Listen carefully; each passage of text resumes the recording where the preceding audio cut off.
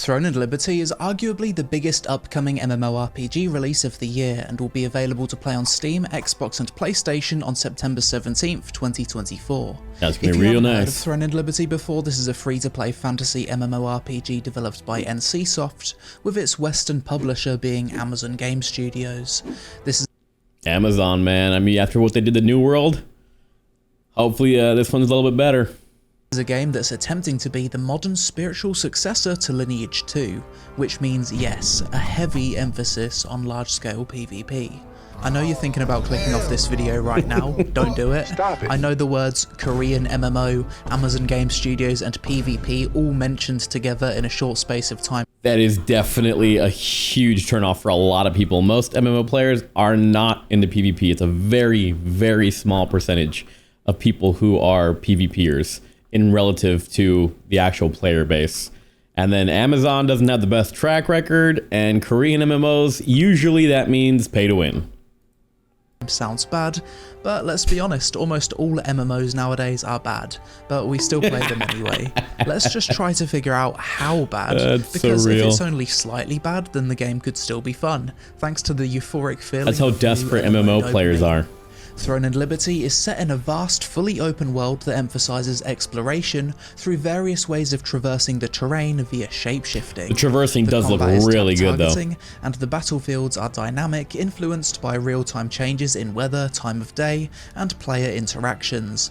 The game offers a decent variety of both PvE and PvP content. It looks On the good PvE though, man, side of at things, least you've got graphically. challenging dungeons, open world bosses, dynamic events and instanced solo boss challenges, as well as questing, professions, achievement hunting, and all the usual jazz you'd expect from an MMO.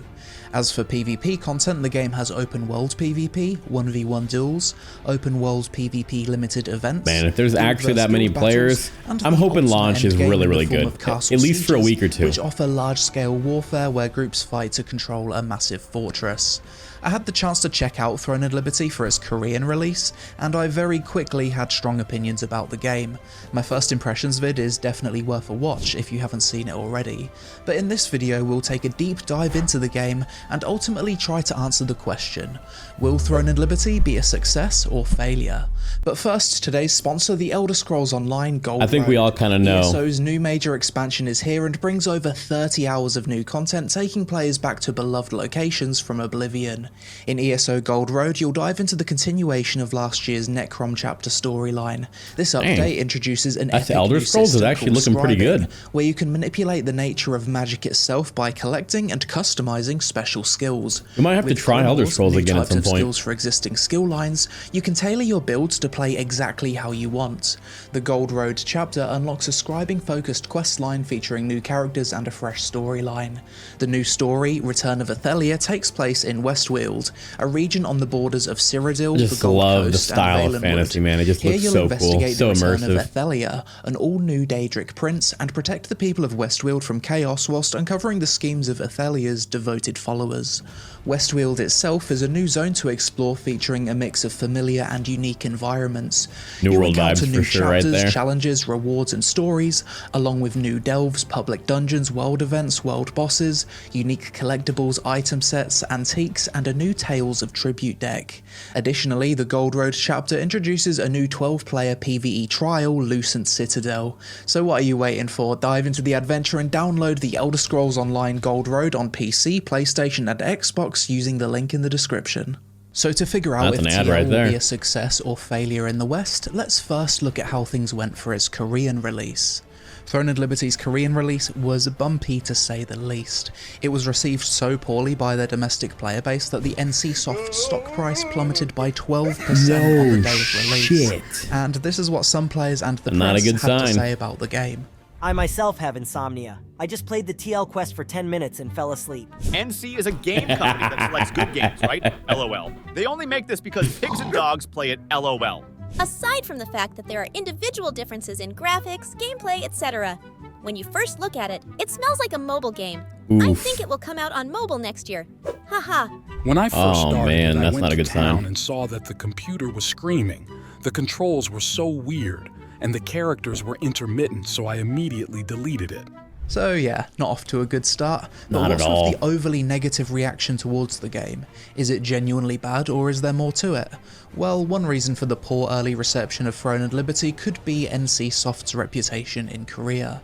Korean MMO players often have different opinions from us Western MMO players, but both groups share a common distrust for the likes of NC Soft. Damn, This company when you was both once unite beloved against a for common creating enemy. Popular games like Lineage, City of Heroes and Guild Wars. However, in recent years, NC Soft has damaged its reputation by releasing low-quality, pay-to-win mobile MMOs, which understandably has angered the MMORPG community. I don't know why companies do this. Like, they would make so much more money if they would just make a good fucking game. Like, why try and scam people and like scrape dollars off the bottom of society when you could just make a good game?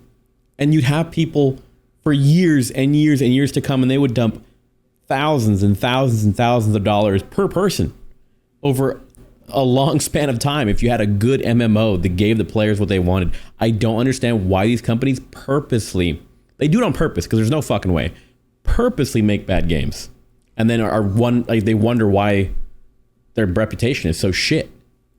Sentiment towards NC Soft likely contributed to the lukewarm reception of Throne and Liberty, as players were skeptical about the game's quality as well as the company's commitment to delivering a great gaming experience. So what does the game actually offer?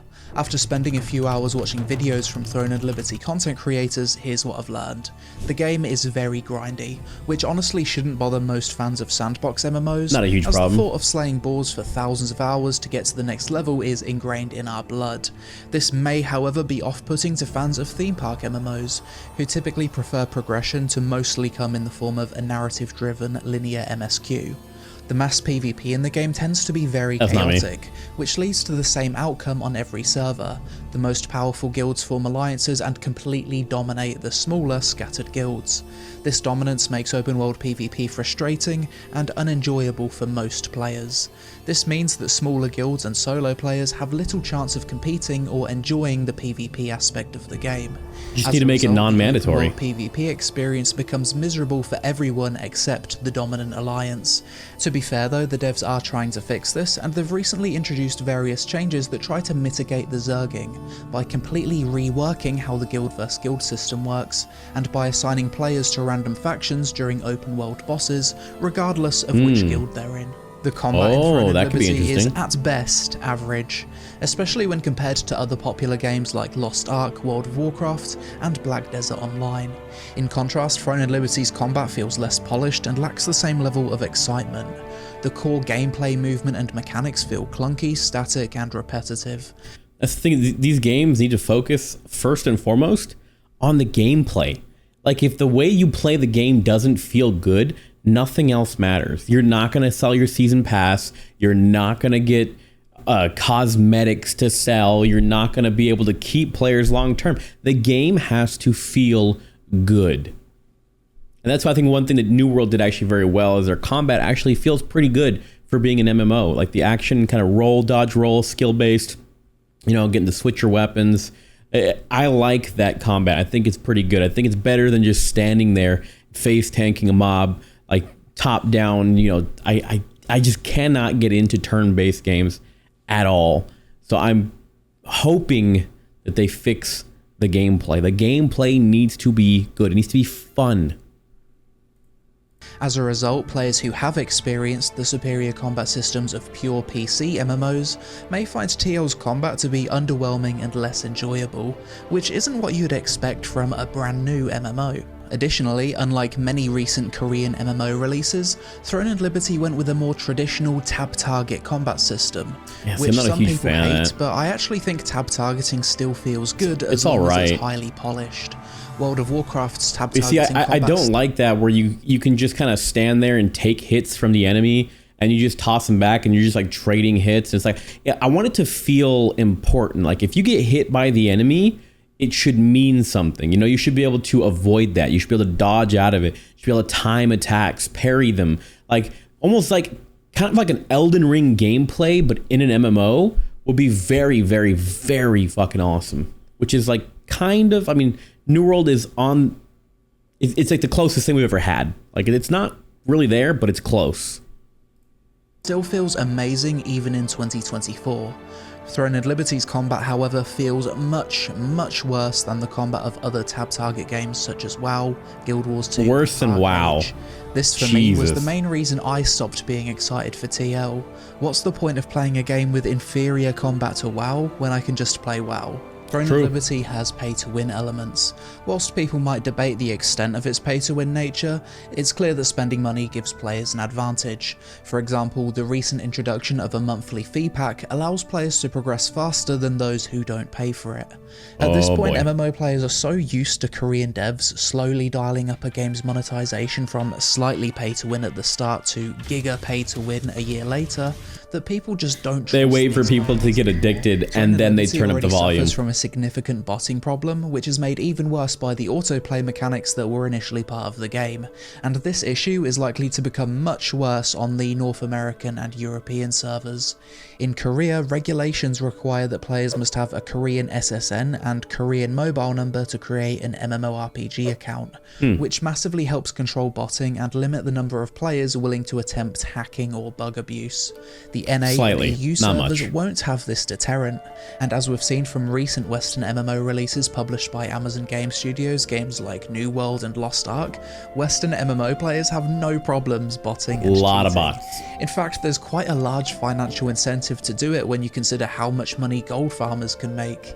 I can definitely see botting being rampant on NAEU, which could create a wider gap between players willing to cheat and those willing to play by the rules.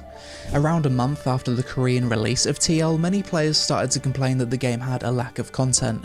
This kinda surprised me, considering the game has been in development for 10 years, and is designed to be more of a sandbox, which typically does keep players entertained for longer. Perhaps I did not realize it had been developed for that long. PvE players, I'm not sure.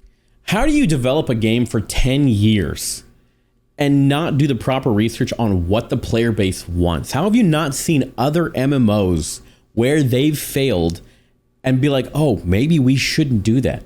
Maybe we should make the gameplay fun. Maybe we should not make it pay to win. Like the idea of the game looks phenomenal. The graphics are beautiful. The art team did a great job. Like, it looks like they put effort into the game. Why would you ruin it by destroying your reputation and making it pay to win? Like, do you really think you're going to make more money doing that and getting 3/4 of the player base who would have tried it not to try it because it's pay to win? I just don't understand the logic behind this. Sure. And finally, the leveling experience is quite boring and repetitive. I myself just didn't find the early game experience as addictive and satisfying as other MMOs. It's gotta be. The new game experience, the new player experience is what have a miserable experience whilst keeps leveling, people in there. It's what draws them in. around to see the end game, even if that end game is good. No one gives a fuck about the end game if the fucking beginning of the game is dog shit. If the beginning of the game is shit, no one's gonna play the end game. This is like such common sense stuff. I don't understand how they fuck this up. Another way to gauge the potential success of Throne and Liberty is by looking at the release metrics from Korea, as they provide the only objective data available for analysis. It's worth noting that Throne and Liberty has been in development for over a decade now, likely costing upwards of $100 million in development costs. Jesus. Also, being the successor to Lineage 2, expectations were naturally high. Many anticipated that TL would instantly inherit the success and popularity of its predecessor. However, this wouldn't appear to be the case. Throne and Liberty only reached rank 20th in Korean PC bangs, basically gaming cafes, in the first few days after its Korean launch. And this is the time when you'd expect an MMO to reach a peak in player count. And then it's all downhill from there. Lose players quite dramatically in the following months. During this time, it ranked just above Lineage 2, but trailed behind Lineage. Fucking Maple Story and Overwatch were getting more players than fucking Throne and Liberty on release. Holy shit. More people are playing Diablo 2 and a poker game. Fucking A. Lineage 1, Aeon, World of Warcraft, and Lost Ark. For comparison, similar games like Lost Ark and Black Desert reached the top 5 around the time of their respective releases. Makes sense. The fact that NCSoft didn't disclose any specific metrics for Throne and Liberty in their latest investor earnings report also paints a really bad picture. Imagine you're an NCSoft investor, there's a massive release that's just came out, 10 years in development, and the company isn't bragging about how many players this game has after such high expectations. Guess what I'm doing with my NCSoft stock? Dump it. Oh man. NCSoft did however make a statement regarding the game's reception in Korea. They mentioned that many users criticised Throne and Liberty for being a typical NCSoft game. Interestingly, they also noted that the feedback from global users during closed beta tests and technical tests didn't align with the criticisms typically seen in Korea. This discrepancy in feedback could suggest that the game may have a different reception among international players compared to Korean players, but maybe that's just... I don't know if I understood that right, but it kind of sounds like they're saying that, well, Koreans didn't like it, let's just release it to the rest of the world and they'll probably like it. I don't know, that's what I got from that. Cope from NCSoft. A few months after I first played TL, I felt a bit puzzled by the lack of buzz surrounding the game. Curious, I checked into various Korean streaming platforms and message boards to gauge the community's response. To my surprise, considering it was a fresh release, I encountered somewhat of a desolate landscape. On Twitch, the game was virtually non-existent, which could be attributed to the platform withdrawing from Korea. However, even on Africa TV, Korean's main streaming provider, the scene was rather quiet. The game's message boards were also filled with doomers. It seemed like there was a prevailing sense of skepticism and disappointment among players. Typically, newly released MMORPGs enjoy a much longer honeymoon phase before players begin to lose At least a couple of weeks. However, and then really that's like the main thing. Like, I want to play this game while the honeymoon phase is there. Like the first 2 weeks, I feel like this game will be popping, especially in America. People were very upset with the recent stuff that's come out. New World. I mean, First Descendants had a pretty good run, but a lot of people didn't play it for more than a few days. It's already dropped off considerably, but even then, it's not the same kind of vibe. It's not like, it doesn't have that true MMO vibe. It's kind of like, you know, Destiny or Warframe. It's a totally different genre than like the medieval, like Dungeons and Dragons type vibe that most MMO people are looking for. You know, so this game, I feel like at least the first week or two will have a large player base. Throne and Liberty appeared to be struggling right out of the gate, which is undoubtedly concerning and not a promising sign for the future. Another concerning event that happened recently was the news that the director of the game, An Jong-wook, has stepped down from his position. This resulted in some reorganization of the game's leadership, with executive director Choi Moon-young, who's been involved with the project since the early 2010s, taking over as producer. The reasons behind An's resignation hasn't been disclosed, however the change in leadership doesn't seem to have affected NCSoft's I think it's kind of obvious why he's not there anymore. With Amazon Games still targeting a release of September 17th, 2024. So who is Throne and Liberty actually designed for, and will it be a success or failure? Fundamentally, Throne and Liberty is a very niche MMO. It's not very solo friendly, it's heavily targeting the kind of MMO player that enjoys large-scale guild-focused games such as Lineage 2, and combat-wise, it lacks the depth and smoothness of games like World of Warcraft or Black Desert Online.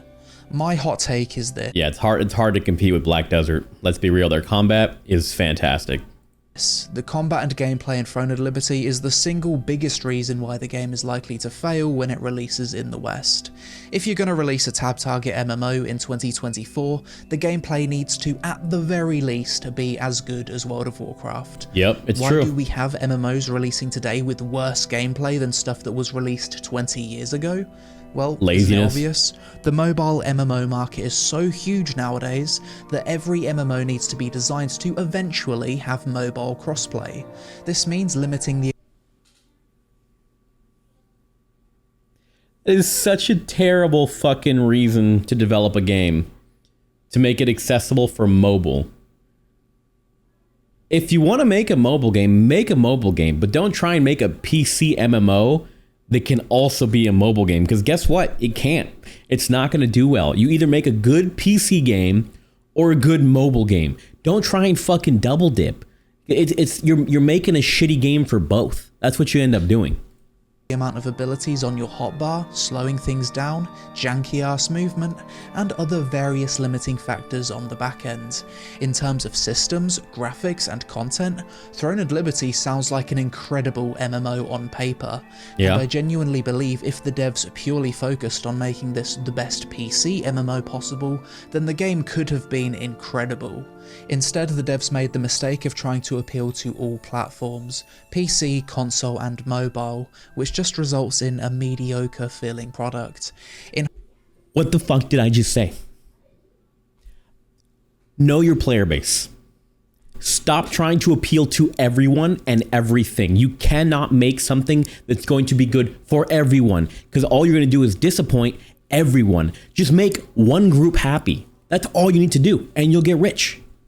In hindsight, they should have taken the Black Desert Online route, where you've got 3 separate versions of the game optimized specifically for each platform. There you go. You've got BDO PC, BDO Mobile, and BDO Console, each of which are slightly different and have had relative success in maintaining their own player base over a number of years. Know your player base. The problem of designing an MMO that's one shared server for PC, console, and mobile is that the gameplay potential is capped to the maximum potential of the most inferior system. Exactly. In this case, mobile.